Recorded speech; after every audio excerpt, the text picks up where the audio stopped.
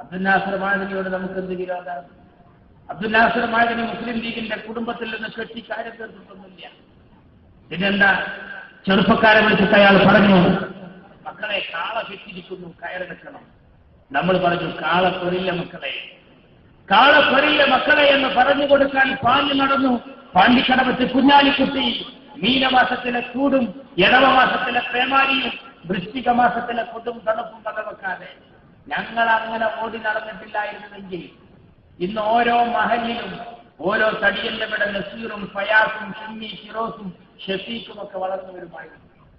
Kuwait KMCC-യുടെ അബ്ബാസിയ കമ്മിറ്റിയുടെ ഈ ചടങ്ങിൽ എത്തിച്ചേർന്ന എന്റെ പൊന്നു ഉമ്മപങ്കന്മാരെ, അമ്മ സഹോദരിമാരെ, നിങ്ങൾ കേൾക്കണം.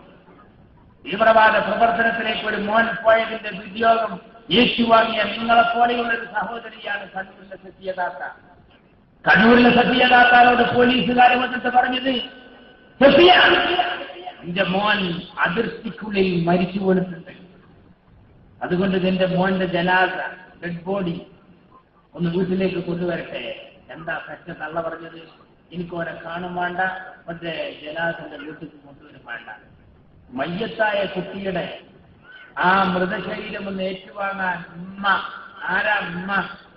മന്നഹക്കുബിഹിന് സഹാബത്തി, ഞാൻ അടുക്കൽ കൊണ്ട്, ബന്ധപ്പെടൽ കൊണ്ട്, സഹവാസം കൊണ്ട് ഏറ്റവും അടുത്തത് ആരോടാണ് നബിയെ? ആല റസൂൽ പറഞ്ഞു, ഉമ്മുക്ക, എന്റെ ഉമ്മയോടാണ്. സുമ്മവൻ, പിന്നെ ആരോടാണ് നബിയെ? ഉമ്മുക്ക, നിന്റെ ഉമ്മയോടാണ്. സുമ്മവൻ, പിന്നെ ആരോടാണ്? ഉമ്മുക്ക, നിന്റെ ഉമ്മയോടാണ്. സുമ്മമൻ, പിന്നെ ആരോടാണ്? അബൂക്ക, നിന്റെ ഉപ്പയോടാണ്. 3 തവണ ഉമ്മാക്ക് സ്ഥാനം, എന്നിട്ടാ ഉപ്പാക്ക് സ്ഥാനം കൊടുത്തത്. സഹോദര സമുദായ അംഗങ്ങൾ, ആരാ മാതാവ്? മുസ്ലിം സമുദായത്തിലെ കുട്ടികൾ പഠിക്കുന്നുണ്ട്, മാതാവിന്റെ കാലടിക്കീഴിലാണ് സ്വർഗം, അതാണ് ഉമ്മ. ആരാണ് അമ്മ? സഹോദര സമുദായം പറയാറുണ്ട്, പെറ്റമ്മയും പിറന്ന നാടും സ്വർഗത്തേക്കാൾ മഹത്തരം. പഠിക്കണം, അതാണ് ഉമ്മ, അതാണ് അമ്മ. ഗുരുവായൂർ ക്ഷേത്രത്തിന്റെ പടിഞ്ഞാറെ ഗോപുരനടയിൽ ഒരു പുലർച്ചെ വയസ്സായ ഒരു കിഴവിയിരുന്ന് കഴിയുമ്പോ ഗുരുവായൂർ സ്റ്റേഷനിലെ സർക്കിൾ ഇൻസ്പെക്ടർ ചെന്ന് ചോദിച്ചു, അമ്മേ എന്താ വിശേഷം? ഒന്നുമല്ല മക്കളെ, എന്റെ ഭൂമി സ്വത്തുവകകൾ മുഴുവൻ എന്റെ മക്കൾ എന്നെ കൊണ്ടെന്നിലെ വീട്ടിൽ കൊണ്ടുപോയി അവർ കയ്യൊപ്പ് വാങ്ങിയിട്ട് ആധാരം എഴുതി രജിസ്റ്റർ ചെയ്തു. അമ്മയ്ക്ക് സ്വത്തിനാണോ കഴിയുന്നത്? അല്ല മക്കളെ, പാതിരാവിൽ എന്റെ മക്കൾ ഒരു ജീപ്പിൽ എന്നെ ഈ പടിഞ്ഞാറേ നടയിൽ കൊണ്ടുവന്നിരിക്കുകയാണ്. അമ്മേ അവരെ കാണണോ? അല്ല, അതിലല്ല മക്കളെ, അവരുടെ അടുത്തേക്ക് ഞാൻ എന്തിനു പോകണം? എന്നെ ഈ കോലത്തിലാക്കിയ മക്കളെ എനിക്ക് എന്തിനാണ് മക്കളെ? പിന്നെ എന്തിനാ അമ്മ കഴിയുന്നത്?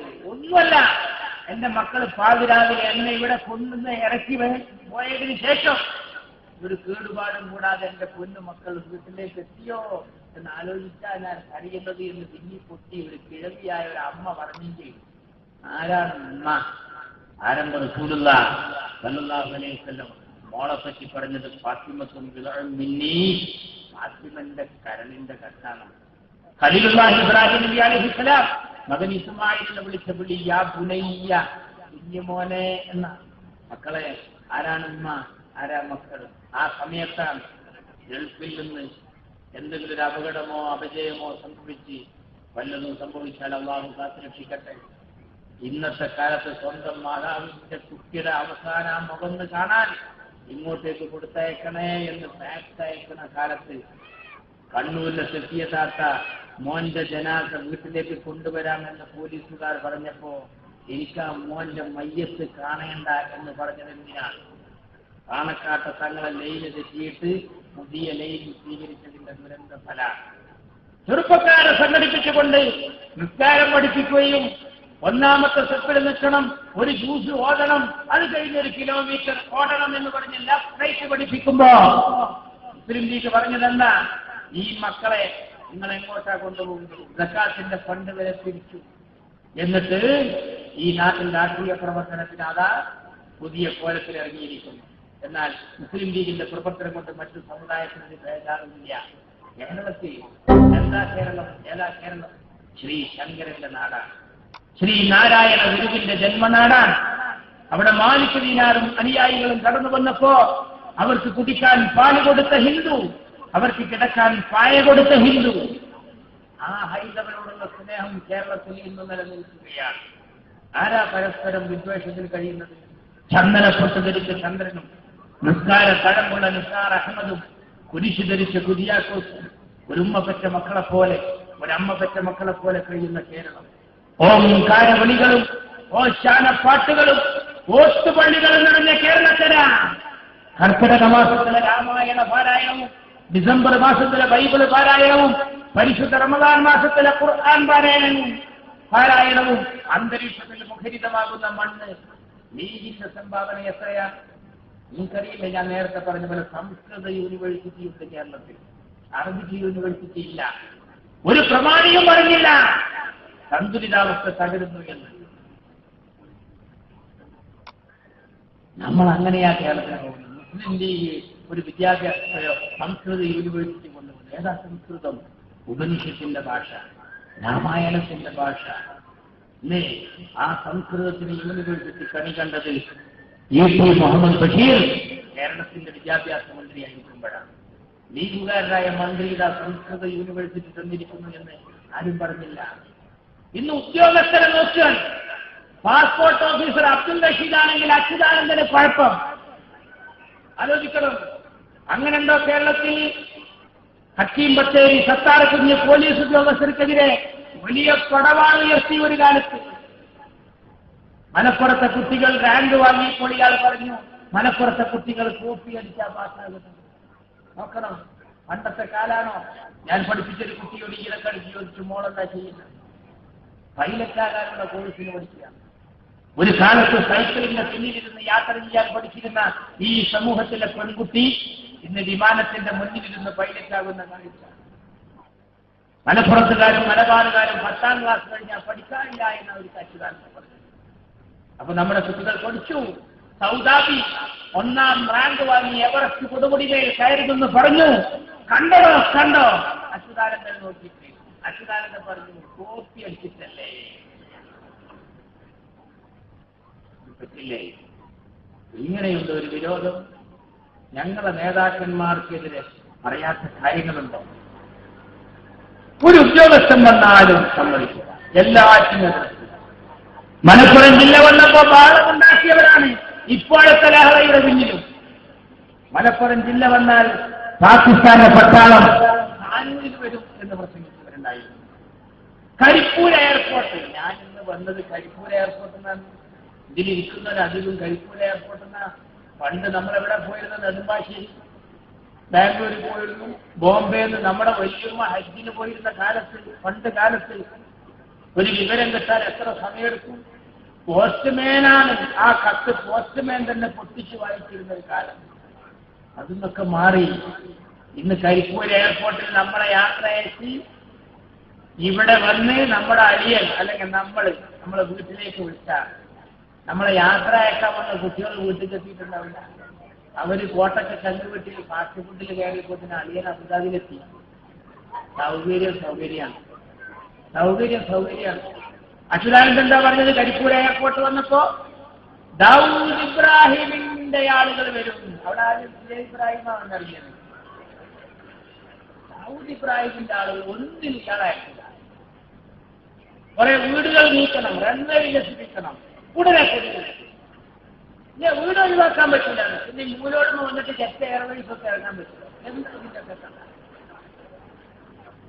എല്ലാറ്റിനും എതിർക്കുക. ജില്ല വന്ന പ്രശ്നം. പാസ്പോർട്ട് ഓഫീസർക്ക് യോഗ്യത ഇല്ലാന്നാ പറഞ്ഞത്. ഞാൻ അത്ഭുതപ്പെടുക. ഇന്നലെ ഈ പുതിയൊരു നിയമം ഇറങ്ങിയിട്ടുണ്ട്. ഇന്ത്യക്കാരായ മലയാളികളായ നിങ്ങൾക്ക് പിടിച്ചോളി.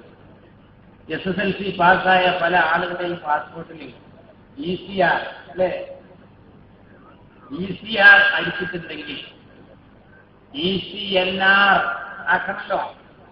ഞാൻ സാധാരണ സിയാറയ്ക്ക് വേണ്ടി വിസിറ്റിങ്ങിനാ വരാറ്.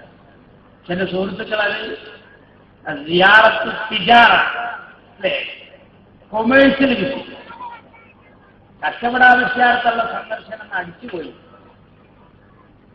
എയർപോർട്ടിൽ എമിഗ്രേഷൻ്റെ അവിടെ എത്തിയപ്പോൾ പറഞ്ഞിട്ട് പറ്റില്ല. കച്ചവടാവശ്യാർത്ഥത്തിനുള്ള സന്ദർശനത്തിനാണോ പോണ്? ECNR എന്ന് കൂടി അടിക്കണം. അതിനെന്ത് വേണം? എന്നോട് ചോദിച്ചു SSLC പാസ്സാണോ? എനിക്ക് പാസ്സാണ്. ഞാനിപ്പോഴത് ശ്രദ്ധിക്കുന്നത്. ഈ തിരക്കിനിടയിൽ ഇങ്ങനെ പോകാന്നല്ലാതെ അങ്ങനെ ഉണ്ടല്ലോ. പണ്ടൊരു കച്ചവടക്കാരൻ പറഞ്ഞ് തിരക്കുകൊണ്ട് ഭയങ്കര കച്ചവടമായിരുന്നു. അതുകൊണ്ട് അന്നത്തെ ദിവസം തിരക്കിന്റെ കൊണ്ട് കൈനാട്ടൊക്കെ നിൽക്കാൻ പറ്റില്ലായിരുന്നു പണ്ടൊരു കച്ചവടക്കാരൻ. എന്നാൽ നമ്മൾ ഈ പോക്കിന്റെ ഇടയിൽ ഇതൊന്നും നോക്കിയിരുന്നില്ല. ഞാനതിങ്ങനെ നോക്കുമ്പോൾ എന്നെ അടിക്കണം, എന്ത് ചെയ്യും? അപ്പനോട് എയർപോർട്ടിലെ CI പറഞ്ഞു, നിങ്ങൾ SLC ബുക്കുമായി പാസ്പോർട്ട് ഓഫീസർ അടുത്ത് പോവുക. അദ്ദേഹം ഇത് പ്രിന്റ് ചെയ്ത് ECNR എടുത്തു. തിരിച്ചിങ്ങോട്ട് ഇറങ്ങണ സമയത്ത് DYSP പറയുന്നത് എന്താ പറഞ്ഞാൽ, ഇപ്പൊ പുതിയ അപേക്ഷ കൊടുക്കണം, ഫ്രഷ് അപേക്ഷ കൊടുക്കണം. നെറ്റിൽ രണ്ടാമത് ഫ്രഷ് അപേക്ഷ കൊടുക്കണം. വണ്ടിയിലിരുന്ന് എൻ്റെ ഒരു സുഹൃത്തിന് കഫേയിലേക്ക് വിളിച്ചു പറഞ്ഞു, യാത്രക്കിടയിൽ എൻ്റെ SLC ബുക്ക് എടുക്കാൻ വേണ്ടി എയർപോർട്ടിൽ നിന്ന് തിരിച്ചൊന്നുമല്ല, എന്നാലും എത്തേണ്ട, ഞാൻ എയർപോർട്ടിൽ നിന്ന് തിരിക്കുകയാണ് വീട്ടിലേക്ക്. SLC ബുക്ക് എടുക്കാൻ പോകുമ്പോൾ യാത്രക്കിടയിൽ ഫോണിലൂടെ സംസാരിച്ചു. അയാൾ നെറ്റിലൂടെ അടിച്ചു. SLC ബുക്ക് എടുത്തിട്ട് നേരെ ആ പ്രിന്റ് എടുത്ത് നേരെ പാസ്പോർട്ട് എടുത്തിട്ടില്ല. നമ്മുടെ പ്രിയങ്കരനായ അഹമ്മദ് സാഹിബ് അടക്കമുള്ള ആളുകൾ ബന്ധപ്പെട്ട് ഇന്നത്തെ പ്രോഗ്രാമിൽ എത്തേണ്ട ആളാണ് എന്ന് പറഞ്ഞിട്ട് 12:30 മണിക്ക് അപേക്ഷിച്ച എനിക്ക് അൽഹംദുലില്ല 5 മണിക്ക് തന്നെ പാസ്പോർട്ട് കയ്യിൽ കിട്ടിയിട്ടാണ് ഞാൻ ഇന്ന് ഇങ്ങോട്ട് വന്നത്. ആ ഓഫീസറെ പറ്റിയാണ് അച്യുതാനന്ദൻ പറഞ്ഞത്. എന്ത് എന്നാ ഈ പറയണ മുല്ലാപ്പിൽ എന്താ ചെയ്തത്? ഈ അച്യുതാനന്ദന്റെ ചെയ്തെന്താ? അയാൾക്ക് വള്ളി ടൗസറിന്റെ വള്ളി അടിക്കാനല്ലാതെ 4ാം ക്ലാസും ബുദ്ധി മാത്രം മൂപ്പര യോഗ്യത. മൂപ്പര മോന് യോഗ്യത ഇല്ലാതെ അയ്യച്ചാട്ടിയിൽ കയറിയിരിക്കണം. അത് മൂപ്പർക്ക് വിഷയമല്ല. മറ്റുള്ളവർക്കൊക്കെ നടന്നിങ്ങനെ നോക്കുക. ആരും പറ്റില്ല. സിന്ധു ജോയ് ഒരു നോക്കാൻ.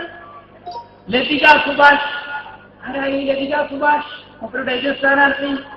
ചാനലുകാർ പറഞ്ഞു, പ്രശസ്തയായ സ്ത്രീയല്ലേ?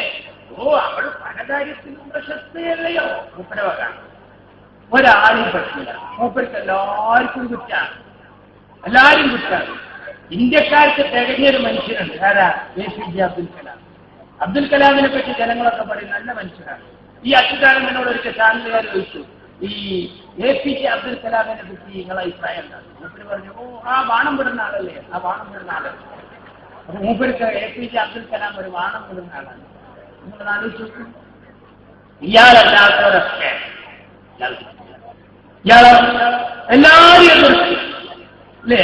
കുഞ്ഞാലിക്കുട്ടി രാജിവെക്കണം,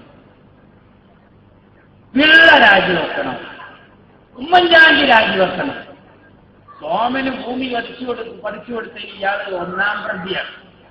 മൂപ്പര് രാജിവെക്കൂല. മൂപ്പര് മറ്റുള്ളവരുടെ രാജിവെക്കാൻ പറയുന്ന ആളാണ്.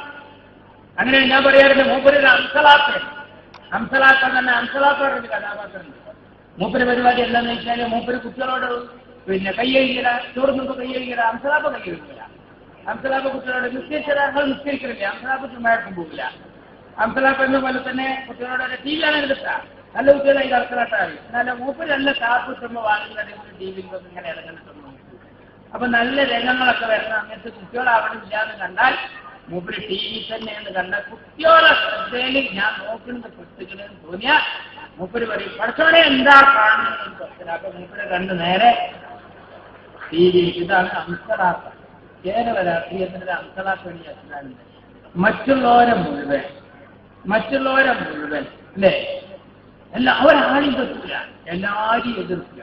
അപ്പൊ ഉമ്മൻചാണ്ടി കണ്ടില്ലേ, ജനങ്ങളെ പരാതിയൊക്കെ സ്വീകരിച്ച് ജനസമ്പർക്ക പരിപാടി നടത്തി പോവുകയാണ്. അച്യുതാനന്ദൻ ജനങ്ങളെ പരാതി സ്വീകരിക്കുമോ? എന്താ കാരണം? മൂപ്പരെ എടുത്തന്നെന്ന് കുറെ പരാതി. മൂപ്പര് ചുബയിലൊക്കെ പരാതിയാണ്. പിള്ളേരെ പറ്റിയിട്ട്, കുഞ്ഞാലിക്കുട്ടിനെ പറ്റിയിട്ട്, അതുപോലെ നേതാക്കന്മാരെ പറ്റിയിട്ട് മുഴുവൻ ഈ പരാതി കൊടുക്കാന്നല്ലാതെ മൂപ്പർക്ക് ഇതിലൊന്നും നേരില്ല. മൂപ്പര് ഞാൻ ഈ ഐസ്ക്രീം ഈ വർത്താനം തന്നെ ഞാൻ പറയാറില്ല. എന്റെ പെങ്ങളെ കുട്ടി ഇയാളെ ദിവസം TV കണ്ടപ്പോൾ പറഞ്ഞു, ഈ ഐസ്ക്രീം കൊടുക്കുന്ന സന്ദർഭം ജീവിച്ചിരിക്കുന്നില്ല. ഈ ഒരു വർത്താനം മാത്രമുള്ള മറ്റുള്ള ആളുകളെ കുറ്റം പറഞ്ഞു. എന്നാൽ അത് രാജിവെക്കണം, കുഞ്ഞാലിക്കുട്ടി രാജിവെക്കും. ഇപ്പൊ ആന്റണിക്കെതിരെ ഒരു ചെറിയ ചർച്ച വന്നപ്പോ ആന്റണി കരഞ്ഞുകൊണ്ട് രാജ്യസഭയിൽ പ്രസംഗിക്കുമ്പോൾ പ്രതിപക്ഷ അടക്കം ആന്റണിയെ സമ്മതിച്ചിട്ട് പറഞ്ഞു, നിങ്ങൾ കുഴപ്പക്കാരനല്ല. അപ്പോഴും ഇയാൾ പറയാണ് രാജിവെക്കണം. ഇയാൾക്കിത് ശീലായി, പറഞ്ഞു രാജി എന്ന് പറഞ്ഞ് ശീലായി. ഈ HD ബൂത്തിലെ ചക്കനെ നിക്കായി നിശ്ചയമാക്കിയാണ്. HD ബൂത്തിലെ ചക്കനെ നിക്കായി നിൽക്കിയിട്ട് ഉസ്താദ് ഇങ്ങനെ ചൊല്ലിക്കൊടുക്കുമ്പോഴൊക്കെ ഈ മൊബൈലിലേക്ക് ഇരുന്ന് ഇങ്ങനെ കളിക്കുകയാണ്. ഓന്റെ വിചാരം SD ബൂത്തിലാണ്. ഉസ്താദ് എന്ത് ചൊല്ലിക്കൊടുത്തിട്ട് മോൻ അങ്ങനെയില്ല. അപ്പോ ഉസ്താദ് പറഞ്ഞ കബിൽ തൂ പറഞ്ഞപ്പോ ചെങ്ങായിമാരൊക്കെ പറഞ്ഞു കബിൽ തൂന്ന് പറഞ്ഞൂട്, ഒരു ഹാലിന് ഡബിൾ ടൂന്ന്. അപ്പൊ എന്താ ഓൻ ഇത് നേരം കൊടുത്ത് വൈകുന്നേരമാവുമ്പോൾ ഈ ഡബിൾ ടൂമ കഴിയുന്നതുകൊണ്ട് അതല്ലാതെ തൊഴിൽ വരില്ല. അച്യുതാനന്ദൻ ഈ ലോകത്ത് ആകെ ചെയ്തു കൂട്ടിയ കാര്യങ്ങളാണ്. കുറെ പൊടി പിടിച്ച കൊടികളും കുറെ കാലപ്പഴക്കന്റെ മുദ്രാവാക്യങ്ങളും. കോച്ച് ഫാക്ടറിയുടെ ഉദ്ഘാടനത്തിന് ഇയാൾ വന്നില്ല. എന്തിനാ വരാത്തത്? MA യൂസുഫ് അലി ഉണ്ടായതുകൊണ്ട്. ആലോചിക്കുന്ന സുഹൃത്തുക്കളെ, ആ സ്മാർട്ട് സിറ്റി എത്ര കാലം ഇയാൾ വെച്ച് താമസിപ്പിച്ചു. അറബി വരും പോവും, അറബി വരും പോവും. അറബി പറയുന്നത് ഇയാൾക്കും തിരിയില്ല, ഇയാൾ പറയുന്നത് അറബിക്കും തിരിയില്ല. അച്യുതാനന്ദന്റെ മലയാളം തന്നെ മലയാളികൾക്ക് തിരിയില്ല. ഒരതായത് പറഞ്ഞ് പിറ്റത്തെ അതായത് വരണമെങ്കിൽ 2-3 ബസ്സൊക്കെ പോയിട്ടുണ്ടാവും. നെറ്റിന്നൊക്കെ ഫോൺ ചെയ്യുന്ന കാര്യമാണ്. അപ്പൊ നാളെ ഇയാൾ ഇംഗ്ലീഷ് പറയുന്നുണ്ടെന്ന് കേട്ടപ്പോൾ എന്റെ മക്കൾ പറഞ്ഞ് അയാൾ ഇംഗ്ലീഷിൽ സംസാരിക്കുന്നുണ്ട്.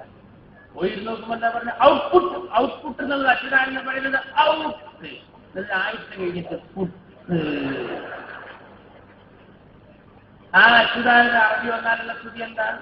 ഫരീദ് അബ്ദുറഹ്മാൻ എന്ന അറബി കള്ളു കുടിച്ച് എടുക്കാൻ വരിക എന്ന് പറഞ്ഞു. പിന്നെ ഒരു അച്യുതാനന്ദൻ പറഞ്ഞതെന്താ? അറബികൾക്ക് ഈ നാടിന്റെ മണ്ണും കൊടുക്കില്ല, വെള്ളവും കൊടുക്കില്ല. മക്കളെ, ഈ ഇരിക്കുന്ന നിങ്ങള് ഇവിടെ നിങ്ങളെ തീറ്റിപ്പോറ്റിയത് കൊണ്ടാണ് നിങ്ങളെ മഹലിലെ നബിദിനം, നിങ്ങളെ ക്ഷേത്ര കമ്മിറ്റിയുടെ പൂരം, അയ്യപ്പൻ വിളക്ക്, നിങ്ങളെ മഹലിലെ പരിപാടി, മംഗല്യമേള എല്ലാം നടക്കുന്നത് ഈ പൊലിമ കൊണ്ടാണ്. അല്ലാഹു ഈ നാടിന്റെ ബർക്കത്ത് എന്നെന്നും നിലനിർത്തുമാറാകട്ടെ. അങ്ങനെയുള്ള നാടിനെ പറ്റിയാണ് കേരളത്തിന്റെ മുഖ്യമന്ത്രി പറഞ്ഞത്. അറബികൾക്ക് ഈ നാടിന്റെ മണ്ണും കൊടുക്കില്ല, വെള്ളവും കൊടുക്കില്ല. പഠിത്തത്രയും കണ്ടുകൊണ്ട് പിന്നെയും വരും. അവസാനം MA യൂസുഫ് അലി പിടിച്ചിട്ട് പറഞ്ഞു നമുക്കിത് ലെവലാക്കണം. അങ്ങനെ ഇറങ്ങാൻ നേരത്ത് കരാറിൽ ഒപ്പിടുക. കരാറിൽ ഒപ്പിടുന്ന സമയത്ത് അച്യുതാനന്ദനാണ് അങ്ങനെയില്ല. അപ്പൊ യൂസുഫ് അലി പറഞ്ഞ അറബി നല്ല ദേഷ്യത്തിലാണ്, അതുകൊണ്ട് ഒന്ന് ശരിയാവണം.